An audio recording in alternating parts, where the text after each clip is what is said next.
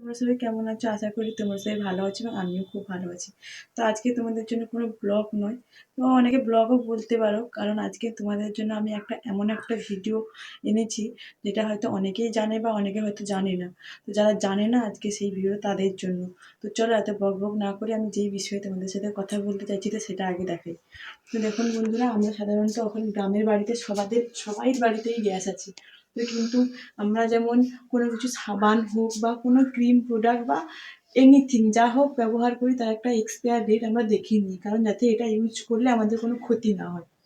তো সেরকম গ্যাসেরও একটা এক্সপায়ার ডেট আছে। তো সেই এক্সপায়ার গ্যাসটা যদি আমরা ইউজ করি তো আমাদের অনেক বড় দুর্ঘটনার মধ্যে পড়তে হবে। তো সেটার থেকে কিভাবে বাঁচা যায় সেটা আমি জানতাম না, অবশ্য আমিও অনলাইন থেকে জেনেছি। তো তার জন্য আমি ভাবলাম তোমাদেরকেও এটা দেখাই এবং তোমাদেরও খুব উপকারে লাগবে। তো দেখো বন্ধুরা, এটা এক্সপায়ার হয়ে গেছে কী করে, আমরা কী করে বুঝবো? তো এইখানে দেখো একটা C28 লেখা আছে। C28 মানে কি, এটা আমরা কী বুঝবো? যে কোনো একটা এক্সপায়ার ডেট থাকলে সেখানে কি লেখা থাকে, যেমন কোনো সাল, কোনো মাসের ডেট বা সব কিছু লেখা থাকে, কিন্তু এখানে C28 লেখা আছে। তো C28 কথাটা আমি কী করে বুঝবো যে এটা এক্সপায়ার হয়ে গেছে কি এক্সপায়ার হয়নি? তাহলে সেটাই আমি তোমাদেরকে আজকে জানাবো।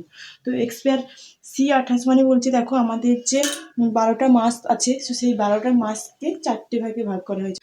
তো A B C D এই 4টে ভাগে ভাগ করা হয়েছে। তো জানুয়ারি, ফেব্রুয়ারি, মার্চ এই 3টে মাসকে A ক্যাটাগরির মধ্যে রাখা হয়েছে।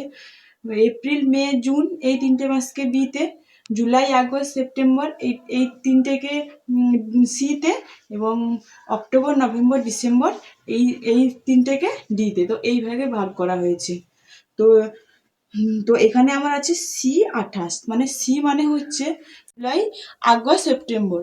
তাহলে আমার কি হচ্ছে এখানে, C28 মানে হচ্ছে আমার সেপ্টেম্বর মাসের 2028 পর্যন্ত এটা আমার এক্সপায়ার ডেট আছে। তো তাহলে আপনারাও এভাবে প্রথমে যদি থাকতো থাকতো, তাহলে জানুয়ারি, ফেব্রুয়ারি, মার্চ, তো মার্চের 28 যদি থাকতো, তাহলে আমার যদি থাকতো, তাহলে এখানে কিন্তু মার্চের 2028 পর্যন্ত আমার এটা চলতো। তাহলে আপনারাও এইভাবে কাউন্টিং করে নেবে, তাহলে আপনাদেরও বুঝতে সুবিধা হবে। তো আমার আজকের ভিডিওটা আমার এই পর্যন্ত। আমি এইটাই আপনাদের সবার সুবিধার্থে দেখালাম।